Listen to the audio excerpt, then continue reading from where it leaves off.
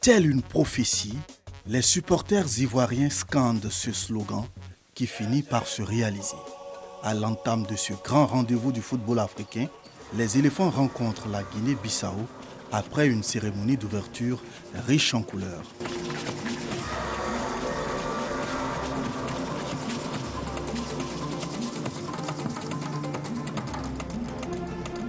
Peuple de Côte d'Ivoire, frères et sœurs d'Afrique, bienvenue au cœur vibrant de notre continent.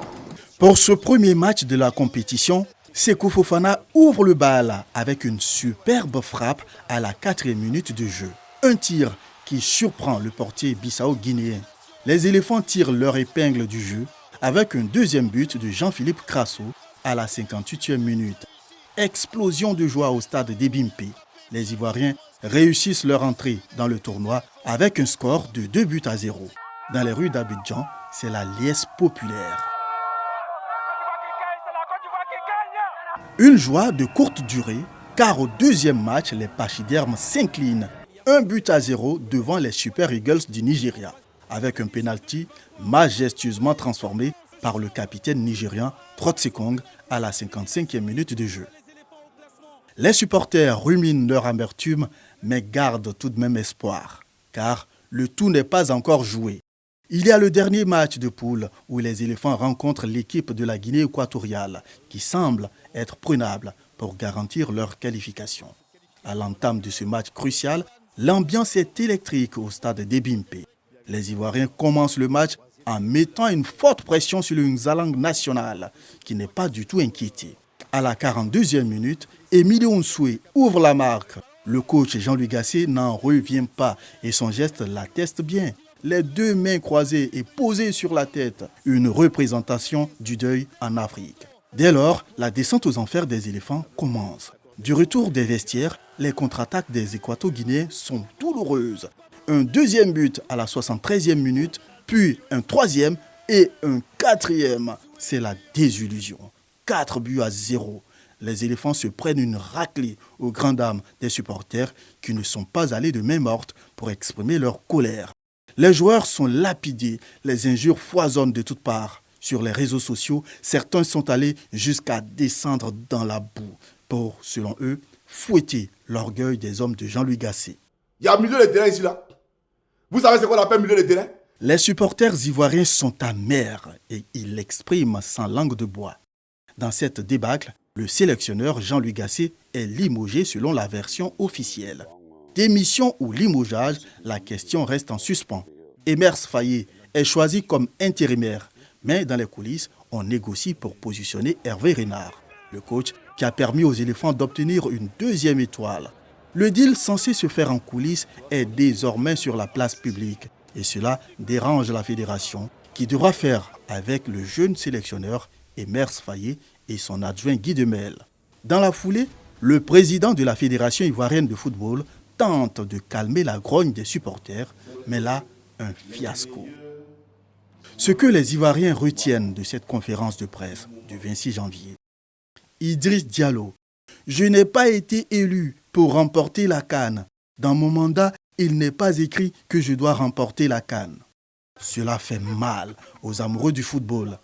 Mais tout n'est pas encore perdu pour les éléphants qui obtiennent la place du meilleur troisième de poule grâce à la victoire du Maroc face à la Zambie.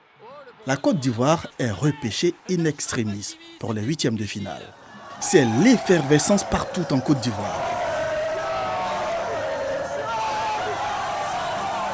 Ceux qui ont été hués à Ebimpe sont accueillis en triomphe à leur arrivée à Yamoussoukro où se joue le huitième de finale.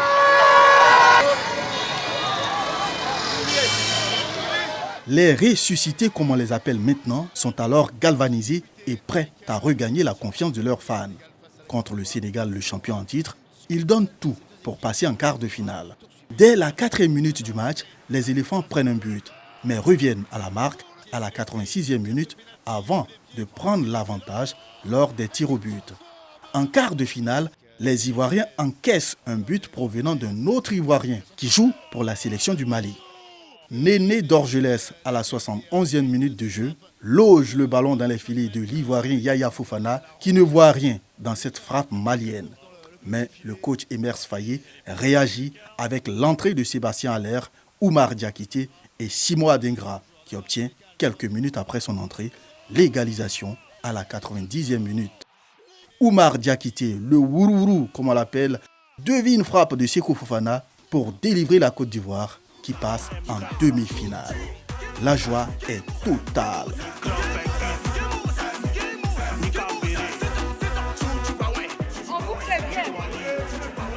Humilité désactivée. Bref, il faut réactiver le mode humilité pour la suite des événements. La CAN dite de l'hospitalité a permis à des milliers de visiteurs de découvrir la Côte d'Ivoire. Plusieurs gardent de bons souvenirs et n'hésitent pas à le faire savoir à travers des gags des plus hilarantes. C'est le cas avec ses supporters camerounais, la belle famille, comme on aime à les appeler en Côte d'Ivoire. Regarde. Je ne rentre plus. Ouais, regarde. Oh, regarde. Il y a aussi des choses qu'on dépasse la Côte d'Ivoire, c'est ça. Si je rencontre un bon pain ivoirien, ça dit un bon pain croustillant ivoirien, je vais rentrer faire quoi, maman? On a tout ici. Pas de coupure, les routes sont bien, car la vie est belle. Attrape un bon pain ivoirien, là, je rentre faire quoi, ma coucou?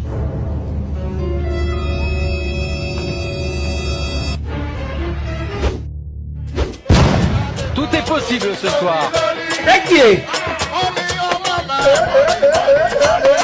Passé les rigolades, place à la demi-finale. Dans ce duel coupé-décalé contre Ndombolo, Sébastien Haller permet aux Ivoiriens de gagner la partie avec une balle qui vole au-dessus du gardien de but congolais pour se poser dans les filets. Le coupé-décalé l'emporte et certains y voient là la main des sorciers d'Akradio. Vrai ou faux, une chose est sûre, l'aventure des pachydermes continue par la providence divine. Mais cette CAN, c'est aussi la CAN des mauvais perdants. À l'image de Crépin Diatta du Sénégal et des Maliens qui remettent en cause le talent des éléphants en pointant du doigt une corruption de la CAF, Confédération africaine de football, et des arbitres. À ceux-là, nous disons, on ne peut organiser une CAN et se voir humilié de la sorte. 4-0 devant son public. On aurait dû se payer là les services de l'arbitre pour éviter une telle claque, si cela est possible. Bref, en finale, pour éviter toute polémique, les éléphants mettent les bouchées doubles pour donner le coup du marteau aux Super Eagles du Nigeria, qui les avaient battus en match de poule. Pour l'entraîneur intérimaire Emers Faye, l'histoire allait se répéter. Ouais, c'est une belle finale, c'est une revanche parce qu'on les a joués en poule, ils nous ont battus. Moi, je me souviens que quand j'étais joueur, j'ai gagné la Coupe du Monde du 17 en perdant le premier match contre le Nigeria et les battant en finale. Donc bon, peut-être que c'est un signe du destin. Au cours de cette finale de la 34e édition de la Coupe d'Afrique des Nations, c'est le Nigeria qui ouvre les hostilités avec un coup de tête de 30 secondes sur un corner à la 38e minute. La Côte d'Ivoire réplique et égalise sur un coup de tête de Franck Kessié à partir d'un corner exécuté par Simo Adingra. Et c'est le même Simo Adingra, le jeune prodige de 22 ans, qui envoie la balle de match à Sébastien Haller, qui assène le coup du marteau aux Super Eagles du Nigeria. La Côte d'Ivoire s'offre sa 3e étoile à domicile et la nation tout entière est réconciliée derrière les éléphants. Les barrières ethniques, politiques et autres pesanteurs tombent le temps d'une célébration historique. Une chose est sûre, le parcours des éléphants de Côte d'Ivoire donne beaucoup de leçons aux Ivoiriens, entre autres l'humilité, l'entente et l'amour de la patrie.